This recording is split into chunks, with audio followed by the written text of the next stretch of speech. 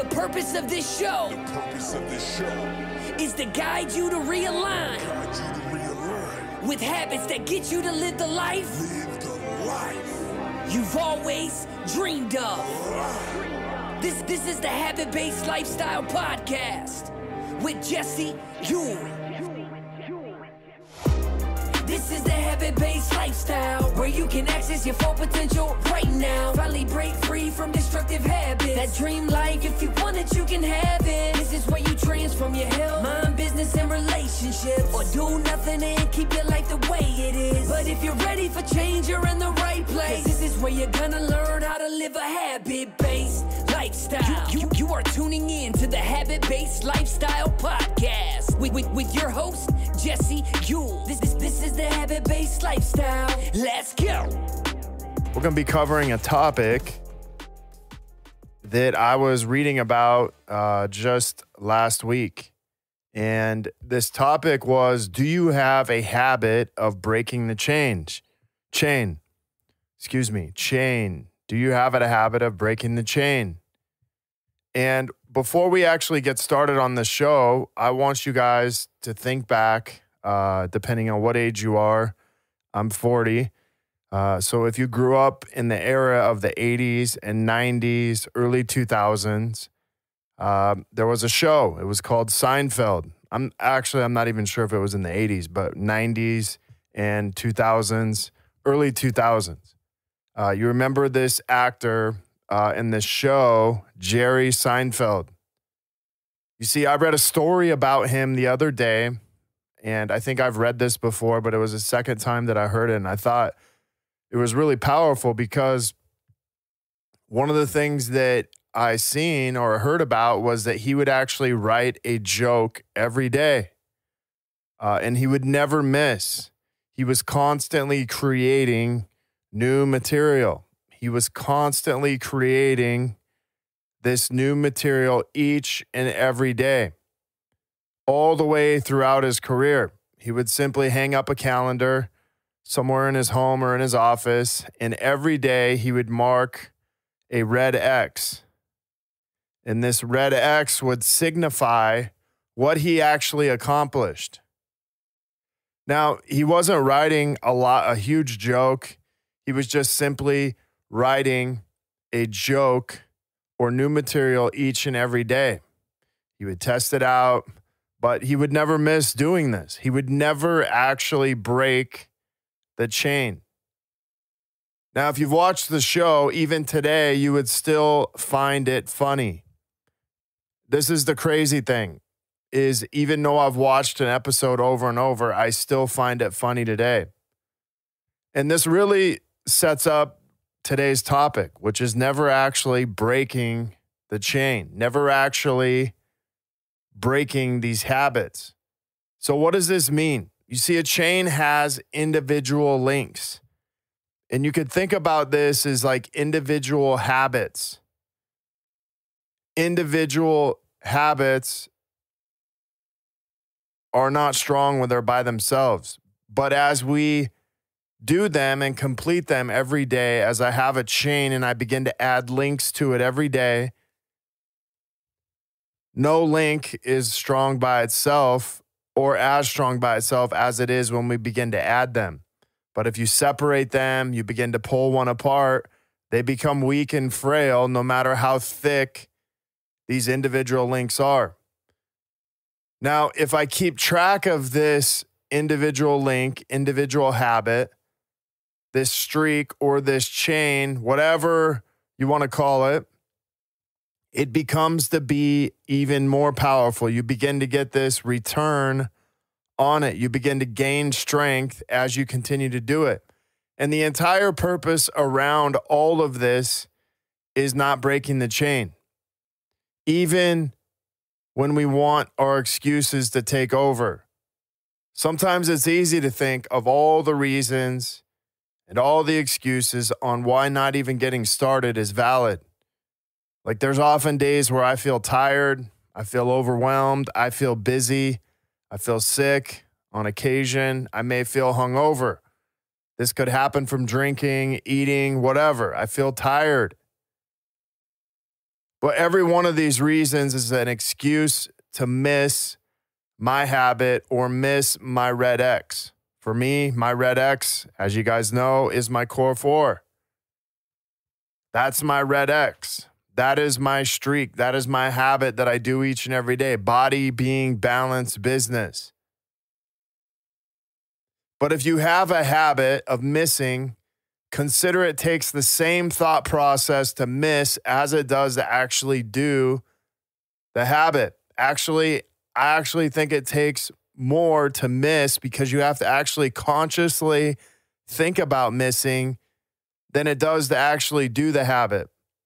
So what is a simple lesson you can learn from this? Well, it's easier to maintain a habit than it is to actually skip this. Now, I'm going to break this down really simple. You see, I've used going to the gym for nearly 3 decades as a habit. No matter my feelings, my emotions, how much I felt like doing something, the thing that I got out of working out was that I always felt better when I was done. Like no matter what, I never felt worse when I was done working out than I did by not doing it. Think about this for a minute. Any habit that you do, whether it was working out, brushing your teeth, whatever, it always feels better doing it than it does not doing it. When I missed, I would feel guilt. I would feel shame. And those would carry with me throughout the day. So no matter what, I would always feel this weight or this pressure from not doing it. And it didn't matter how much or how little I did. As long as I did something, I would always feel better, whether it was a 10-minute jog, a body weight exercise, doing mobility work, or if it was a long workout, I would always feel better. And this is the point I want to make for you guys today. For some of you, you're like, man, dude, you've been working out for 3 decades. Yeah, I have, but I've made a habit of doing it, just like you could begin to make a habit of doing it too. I have programmed myself that no matter how I feel, I will do something. I will do something. So here's the real question I want you to answer. What streak do you want to start? Could be working out. It could be just reading the Bible. It could be meditating. It could be anything. But what I would have you consider is if you had 3 versions of this habit. You see, one of the biggest issues I see is people make it too complicated. And if you just simplified it down to one thing or one habit. So imagine this. Let's say I have 3 versions of my workouts, and I probably have like 10 versions, but let's just start and consider that you're a beginner. You can use meditation, you can use study, you can use working out. This works for either one. Now, one is my simple formula. This is the first version. It's something I could do in less than 2 minutes. Now, I want you to think about this. You're like, dude, what am I going to get out of working out for 2 minutes? Well, you're going to get more out of working out for 2 minutes than not working out at all. And that's what I want you to consider. And what most people do is they would say, well, 2 minutes isn't going to do that much for me, so I might as well just not even do it. But actually, 2 minutes is going to begin to create this habit in your life. So the first one is the simple one. It's something you can do in less than 2 minutes. So let's just talk about meditation.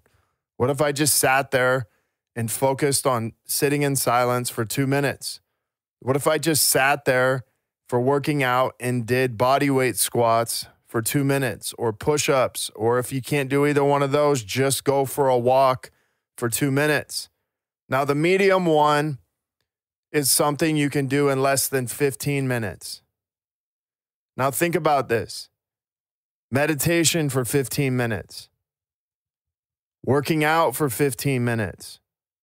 Whatever that would look like. Going for a walk for 15 minutes. Listening to a podcast for 15 minutes. You could go for a walk and listen to a podcast for 15 minutes or listen to an audiobook And you could get two things at once. You could begin to stack habits on top of each other. And then you have the ideal one. Now, the ideal one can be done in 30 minutes, or you could just set a frame and say, listen, for me, meditation, the ideal meditation would be 20 minutes. For me, the ideal study would be 30 minutes. For me, the ideal workout would be 30 to 45 minutes. But I now have created a system of how I can, or three versions of how I can actually operate in my habits. So imagine I wake up Sunday morning, I'm a little hungover, I don't feel great. I jump out of bed and I begin to stretch for 2 minutes. I begin to meditate for 2 minutes. I begin to do things and I begin to accomplish things each and every day just by setting this 2 minutes and not breaking the chain because I don't have 30 minutes or I don't feel like working out for 30 minutes. But the key inside of this is just to start with one. As you grow, you'll find out you can do more. And when you find out you can do more, you will push yourself, even when you don't feel like it, to go for the 15 minutes or 30 minutes. So here's what I want you to do. I want you to give this a try for a week. Create 3 variations and stick to whatever one is going to do best for you. Here's what I can tell you about this. This is an investment strategy back into you. It's like investing $1 a day or $10 or $30. At the end of the day, what matters is that I invested. In your life and your habits are no different. They are investments. You don't see the compound effect right away. You don't see the result right away, but in time, you will see it. And you'll begin to see this investment multiply, whether it's in your body, spirituality, your relationships, or your business. But just try this out for 7 days and email me and let me know what you think. Leave me a review. Shoot me an email if you have questions or would like to learn more about this habit-based lifestyle. Again, I'm teaching you these simple solutions. All you have to do is just start with 2 minutes. You can email me, jesse@habitbasedlifestyle.com, and I would be more than happy to help you with anything. So I will be back next week with a new episode, a new topic, and a new habit for you to work on. Until then, have a great week. The purpose of this show is to guide you to realign with habits that get you to live the life you've always dreamed of. This is the Habit-Based Lifestyle Podcast with Jesse Ewing.